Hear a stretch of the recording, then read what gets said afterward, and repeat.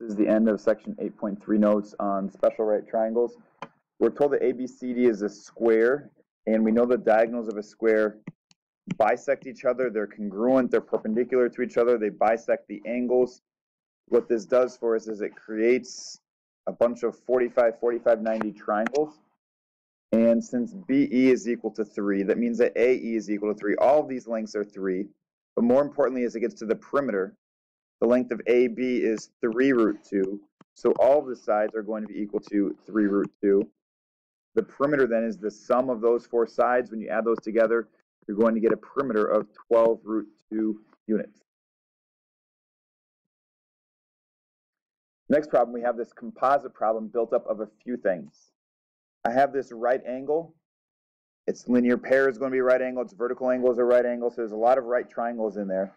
The first triangle we have over here on the left has a hypotenuse of 12. And it looks like it's a 45, 45, 90 triangle. So we want to go from hypotenuse to this one, because that's going to connect us to the next triangle. So we're going to take that 12 and divide it by root 2, which makes this side then equal to 6 root 2. Into the second triangle, this one that is highlighted now in yellow. 6 root 2 is the short leg of this 30, 60, 90 triangle. We want to go from short leg to long leg, so we're getting bigger. We multiply by root 3, which makes this become 6 root 6. Now we're in the third triangle, this light blue one. In this one, it's an isosceles right, so it's a 45, 45, 90 triangle. 6 root 6 is one of the legs. We're going from leg to hypotenuse. We're getting bigger.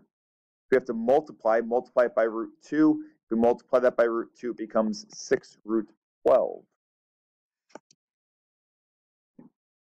Now there is one more triangle to go, and it is this one.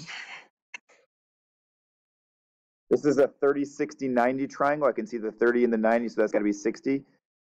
30 degrees is the smallest angle, which makes this the smallest side, so this one is the key. We're going to have to go from this segment down to the short leg over to the long leg. And from hypotenuse to short leg, we get smaller. We divide by 2, which makes it become 3 root 12. And then from short leg to long leg, we get bigger, so we have to multiply that by root 3, which makes it become 3 root 36. But the square root of 36 is 6, so we have 3 times 6. 3 times 6 is 18, so x equals 18. We don't have a special right triangle. There's nothing to indicate a 30, 60, 90 or 45, 45, 90. So we have to use what we're given, and we're given a right triangle with an altitude of the hypotenuse, which means we could use the geometric mean theorem, we could use Pythagorean theorem if possible, we could use similar right triangles, but we can't use the special right triangles. What I'm going to opt to do is insert this temporary variable of y, and realize that 8 is the geometric mean of y and y plus 3. And if we square both sides, 64 equals y squared plus 3y. The quadratic, so we're going to move everything to the right to get this equation. Unfortunately, that doesn't factor, so we have to go to the quadratic formula. Y equals negative b plus or minus square root b squared minus 4 times a times c all over 2a.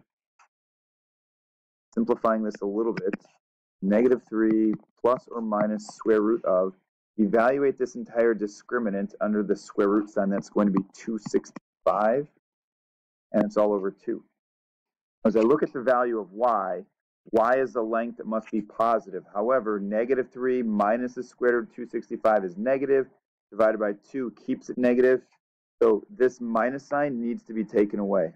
This is the only potential answer for y. To solve for x, we could go back here and try to use the Begaren Theorem. X squared plus y squared equals 8 squared. The problem is when we try to square this y, it's going to be really ugly, so I really wouldn't recommend doing that. However, we have the whole thing as a right triangle. This altitude is drawn to the hypotenuse. We do have a geometric mean theorem that relates those lengths.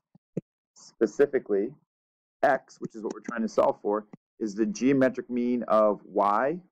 It's the negative 3 plus root 265 over 2 times 3. The two parts that make up the hypotenuse get multiplied.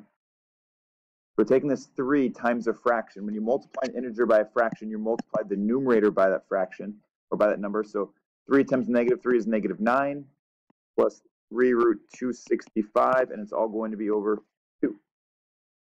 Root 265 won't break down. There's no perfect squares between those two.